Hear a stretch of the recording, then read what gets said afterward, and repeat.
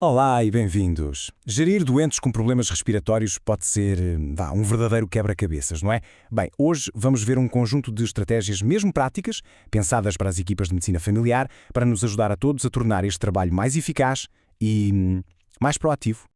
Ok, vamos começar com um número que sinceramente nos faz parar para pensar.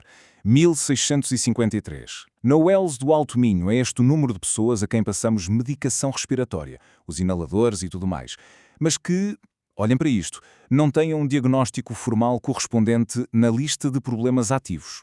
Curioso, não é? Isto leva-nos a uma pergunta que é mesmo central nisto tudo. Mas afinal, onde é que andam estes doentes? E mais importante, como é que nós os podemos encontrar para lhes dar o acompanhamento estruturado de que eles precisam? É exatamente este desafio que vamos atacar hoje, de frente. Pronto, então vamos lá mergulhar a fundo neste desafio, o nosso desafio respiratório escondido.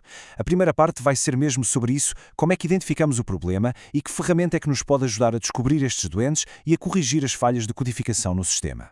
E a chave para isto tudo está aqui. É o indicador 380. O objetivo dele é super simples, mas, acreditem, é muito poderoso. Basicamente, ele funciona como um detetive que monitoriza as falhas na codificação. Ele vai à procura de todos os utentes com mais de 18 anos que levaram para casa a medicação para doença obstrutiva no último ano, mas que, quando vamos a ver, não têm asma, DPOC ou bronquite crónica na lista de problemas. É, no fundo, a nossa principal ferramenta de busca. Ok, já identificamos o problema. E agora? Como é que agimos? A solução, claro, passa por um método, uma abordagem sistemática.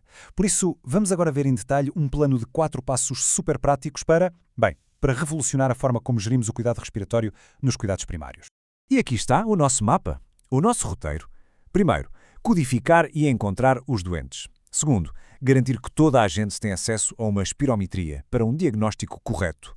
Terceiro, realizar consultas de vigilância bem estruturadas. E, por fim, o quarto passo, focarmos-nos a sério nas ações preventivas. Simples, direto ao ponto e, acima de tudo, eficaz. Então, vamos lá ao primeiro passo. O ponto de partida é mesmo este: fazer uma espécie de auditoria aos nossos processos clínicos. Porque, pensem bem, quando usamos o indicador 380, não estamos só a preencher uma métrica. Estamos mesmo ativamente a encontrar os nossos doentes, a garantir que cada pessoa que sai da farmácia com o inalador tem o diagnóstico certo no sítio certo. Muito bem, passamos ao passo 2, a espirometria. Temos de garantir o acesso. Este gráfico mostra-nos a percentagem de doentes com DPOC que fizeram o exame nos últimos 3 anos. E olhem só, o LS do Alto Minho, que está ali a amarelo, está consistentemente acima da média nacional. Isto é ótimo, mostra que há um bom desempenho no acesso a este exame, que é absolutamente crucial. Pois, mas apesar deste bom desempenho, há sempre trabalho a fazer, não é verdade? E este número diz-nos isso mesmo. 1327. São estas as pessoas com DPOC na região que ainda precisam de uma espirometria atualizada. Portanto, o que é que isto nos diz? Que mesmo quando os indicadores são bons, há sempre uma oportunidade clara para melhorar. Ok, vamos avançar para o passo 3, porque diagnosticar é só o início. O verdadeiro trabalho está na vigilância. E a chave para isso é implementar consultas dedicadas, bem estruturadinhas, tanto para a asma como para a DPOC.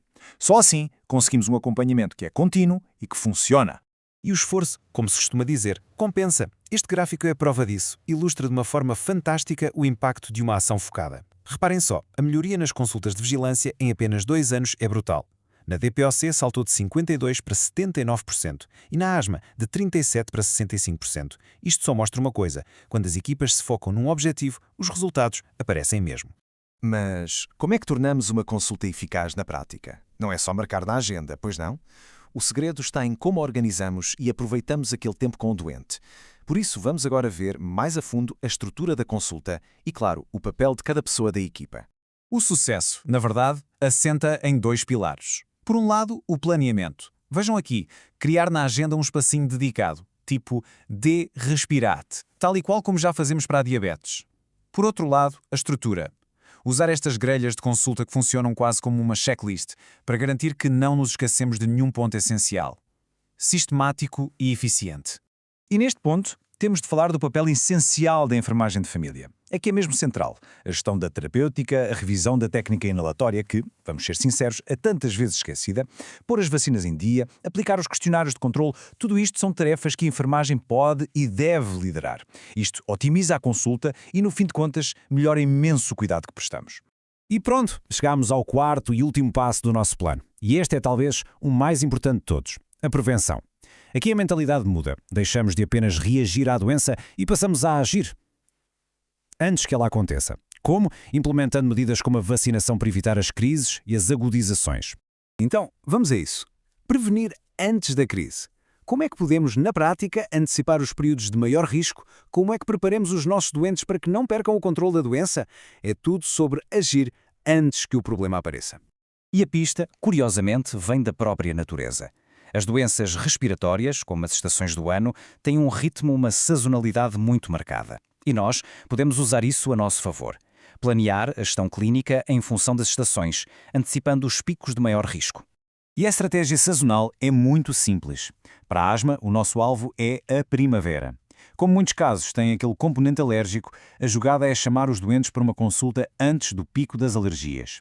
Já para a DPOC, o foco é o inverno, por causa das infecções. A ação é a mesma, chamá-los antes da época da gripe. Para quê? Para otimizar tudo, a medicação, as vacinas e a técnica do inalador. Agora vamos falar de uma estratégia final para otimizar isto tudo. Como é que podemos ser ainda mais eficientes? A resposta é inteligência. É integrar o cuidado respiratório com a gestão de outras doenças crónicas que muito frequentemente estes doentes já têm. E a justificação está neste número. Reparem bem, 60% dos doentes com DPOC também têm diabetes ou hipertensão. O que é que isto significa? Que mais de metade deles já vem à unidade de saúde regularmente para outras consultas. Isto não é um problema, isto é uma oportunidade de ouro. E a solução prática é mesmo esta: aproveitar as consultas que já estão marcadas de diabetes ou hipertensão para fazer também a vigilância da DPOC. Em vez de criarmos mais uma consulta, usamos o tempo de uma forma mais inteligente.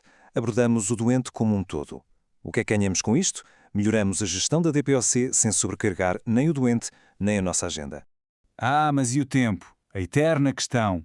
Pois bem, uma consulta destas bem estruturada pode ser feita em cerca de 20 minutos. Vejam só como o tempo se divide.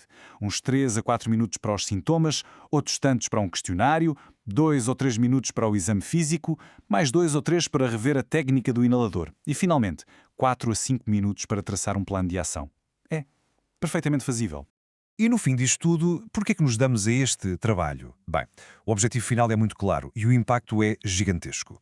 Todas estas estratégias, desde a codificação até à prevenção, têm um único alvo: reduzir os internamentos que podem ser evitados, por asma, por DPOC, por pneumonia e, claro, dar mais qualidade de vida aos nossos doentes. E para terminar, deixo uma questão no ar para pensarmos. Melhorar o que fazemos nos cuidados primários é fundamental, claro. Mas como é que podemos garantir que a comunicação com os hospitais, que a referenciação está perfeitamente alinhada? Como é que criamos um percurso para o doente que seja sem falhas, verdadeiramente integrado? Esse, meus caros, é o próximo grande passo.